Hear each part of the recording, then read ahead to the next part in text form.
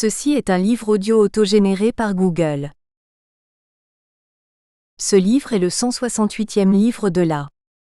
Créé par Michel Costantini et Sperluet dirigé par François Soulages. Comité scientifique international de lecture. Argentine Silvia Solas Univ de la Plata, Brésil Biagio d'Angelo Univ de Brasilia, Chili Rodrigo Zuniga Univ du Chili Santiago, Corée du Sud, Yeon-suk Kim Chumong University Séoul, Espagne, Pedro San Giné Univ. Granada France François Soulages Univ. Paris 8, Grèce Panayotis Papadimitropoulos Univ. Ioannina, Japon Kenji Kitamaya Univ. Seiro Tokyo, Hongrie Aniko Adam Univ. Pasmani Pété Egietem, Luxembourg Paul Di Felice Univ de Luxembourg, Malte Thierry Tremblay Univ de La Valette. Série Photographie. 2 François Soulages Dire, Photographie et contemporain. 8 Catherine Coinet, Sexualité et photographie. 9 Panayotis Papadimitropoulos, Le sujet photographique. 10 Analyse large, La brûlure du visible. Photographie et sperluette écriture.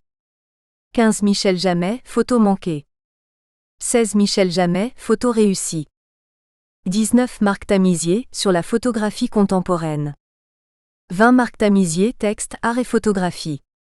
La théorisation de la photographie. 21 François Soulages et Julien Verhaeghe Codir, Photographie, médias et capitalisme. 22 Franck Leblanc, L'image numérisée du visage. 23 Hortense Soichet, Photographie et mobilité. 24 Benjamin Deroche, Paysage transitoire. Photographie et urbanité. 25 Philippe Bazin, Face à face. 26 Philippe Bazin, Photographie et photographe. 27 Christiane Voller Dire, écrit sur image. Sur Philippe Bazin. 32 Catherine Rebois, De l'expérience en art à la reconnaissance. 33 Catherine Rebois, De l'expérience à l'identité photographique. 34 Benoît Blanchard, Art contemporain, le paradoxe de la photographie. 45 Marcel Fortini, L'esthétique des ruines dans la photographie de guerre. 47 Caroline Blanc-Villain, Photographie et schizophrénie. 53 Rosanne de Andrade, Photographie et exotisme. Regard sur le corps brésilien. 54 Raquel Fonseca, Portrait et photogénie. Photographie et chirurgie esthétique. 57 Agathe Lichtenstein, Le selfie aux frontières de l'égo-portrait. 59 Zoé Forget, Le corps hors norme dans la photographie contemporaine. 79 Bertrand Névin, Selfie, un nouveau regard photographique. 84 Christina Diaz de Magaliens, Vue de dos. Espace d'identité et sperluette de création. 85 B d'Angelo, FCCDIS Soulages et S Venturelli Codir, Frontières des mouvements autophotobiographématiques. Retina à Brasilia. 86 Gilles Picarel, Photographie et altérité. 92 François Soulages et Silvia Solas Codir, L'homme disparu. Photographie et corps politique, 9.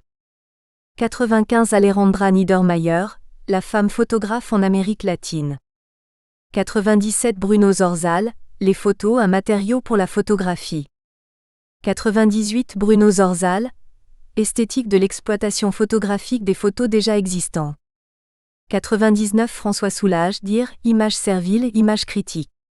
Photographie et corps politique 10. 107 B d'Angelo, F Soulages et S Venturelli Codir, De la photographie au post-digital. Du contemporain au post-contemporain. 111 Rodrigo Zuniga, Ultrapo. Au-delà de la dermatologie photographique. 112 François Soulages et Gilles Picarel, Codir, Photographie et extériorité. 114 François Soulages et Agathe Lichtenstein, Codir, Ego au Enin. Du selfie. 115 François Soulages et Angèle Ferrer, Codir, Esthétique de la photographie de chantier. Les autres titres de la collection Eidos sont donnés à la fin de ce livre. Photogramme de la vidéo de Darnella Frazier diffusée sur NBC News. https://www.nbcnews.com/blackwell-yu-1092772538228. Consulté le 29 mars 2021. Ouverture. La mort est la seule situation absolument vraie et crûment authentique de notre destin. Vladimir Jankélévitch. 9 minutes 29 s. Cette indication de la longueur d'une vidéo s'inspire du titre d'un livre de Jean-Baptiste Thoret, 26 secondes, L'Amérique éclaboussée, qui traite du filmage de l'assassinat de JFK. Entre ces 26 s et les 9 minutes 29 s, il y a tout l'écart qui sépare et distingue l'assassinat du président des États-Unis en 1963 de celui d'un citoyen noir, George Floyd, un demi-siècle plus tard. Un écart non seulement historique, mais technologique. Et c'est aussi et surtout un écart sensible. La captation par smartphone, outre son extrême mobilité, outre sa transmissibilité quasi instantanée, crée des conditions nouvelles du rapport sensible au film et au filmé, une singulière proximité esthésique. Il faut s'en méfier, du moins à conclure trop vite idéologiquement au miracle ontologique. En l'occurrence, toutefois, le constat dépasse l'idéologie. La sensation impose sa vivacité, non pas celle de la fraîcheur romantique, mais celle du spectacle de la mort. Quelque chose de spécial se passe lorsqu'on regarde les 9 minutes 29 secondes de l'assassinat de George Floyd.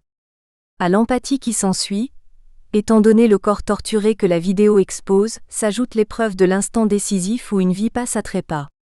Le rapport à l'idéologie s'inverse. On ne doute plus de l'image, ce qu'elle offre à l'évidence de l'ultimité, caractéristique de la mort selon Jankélévitch. Introduction. You will learn what happened in that 9 minutes and 29 seconds.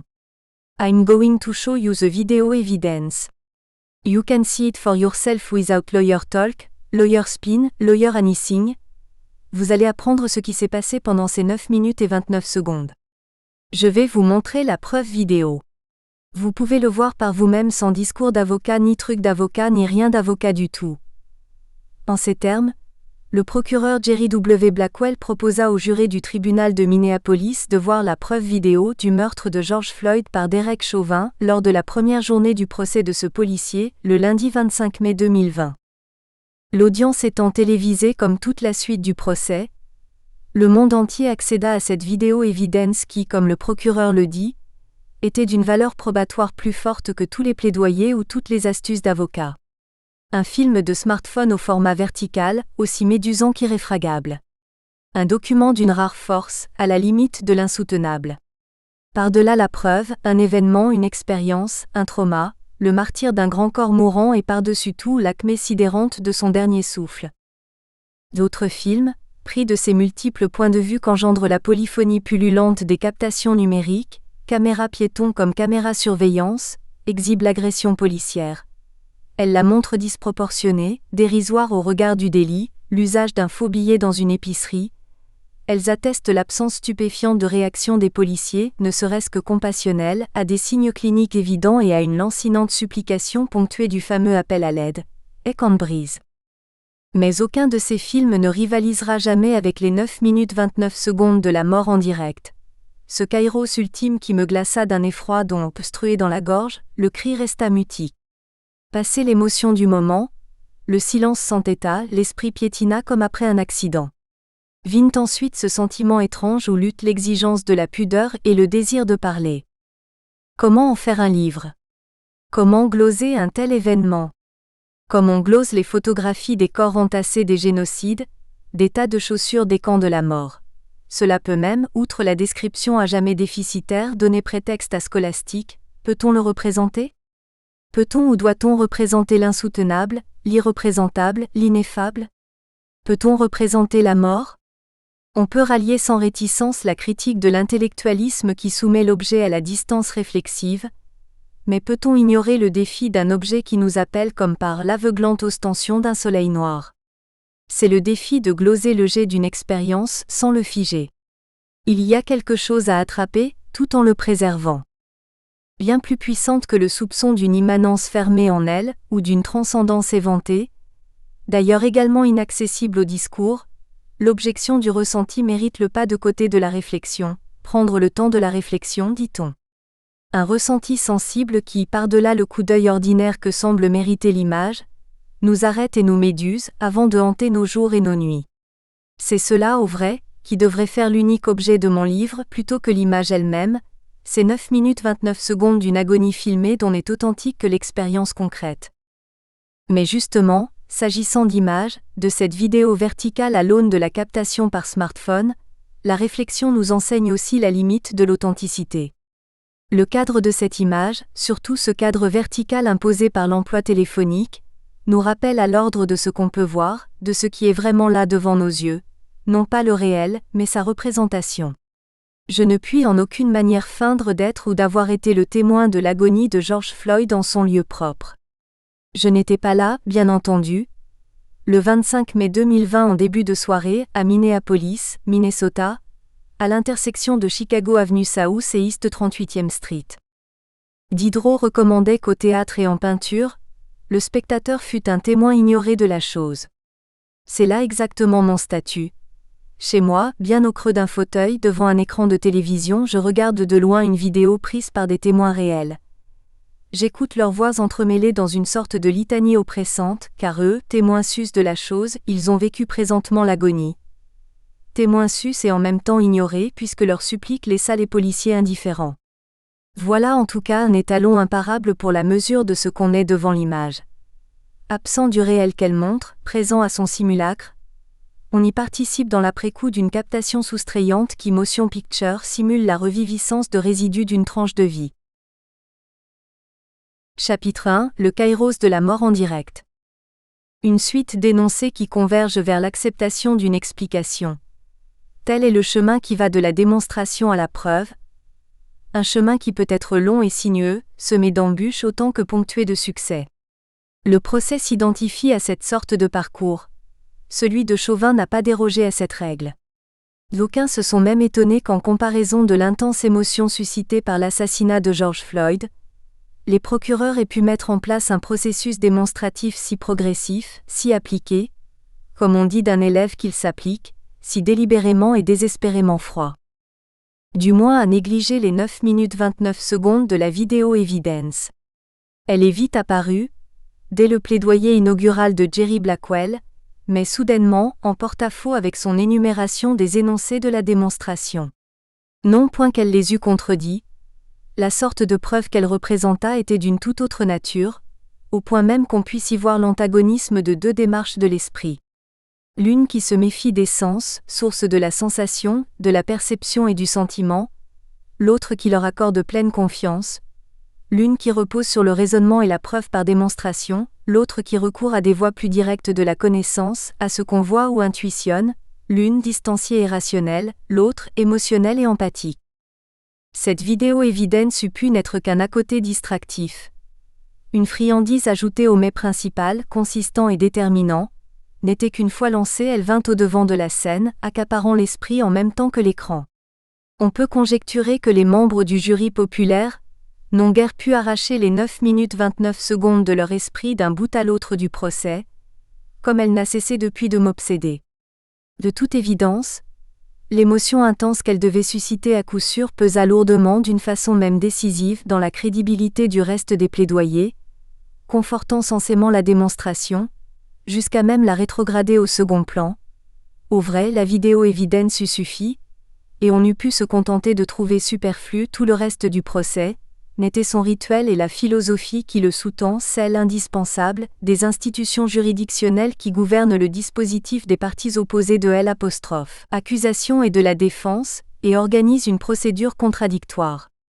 On ne va pas plaindre la défense, en l'occurrence, mais sa tâche ne fut certainement pas facilitée après un tel événement de vérité. Bien qu'ayant été fasciné par le procès, les arguties, les témoignages, les éléments matériels et audiovisuels mobilisés, je veux laisser cela de côté pour m'intéresser exclusivement à l'impact des 9 minutes 29 secondes de la fameuse vidéo.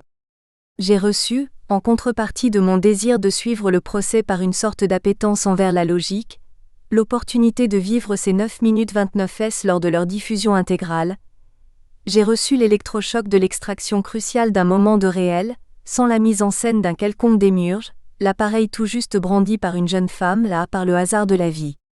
Il y a d'autres images de l'arrestation de George Floyd qui montrent son calvaire, son grand corps vite abandonné sous l'étreinte policière, ses mains contractées comme par une sorte de myoclonie, d'autres captations vidéo qui font entendre sa plainte, « I can't breathe. I'm claustrophobique.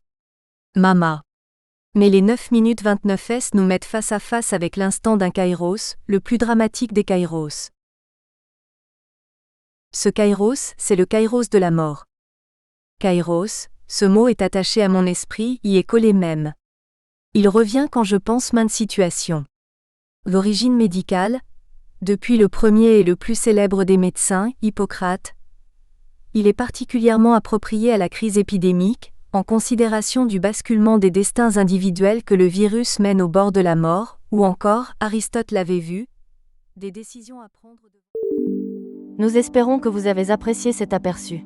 Pour continuer à écouter ce livre audio sur Google Play Livres, utilisez le lien dans la description de la vidéo.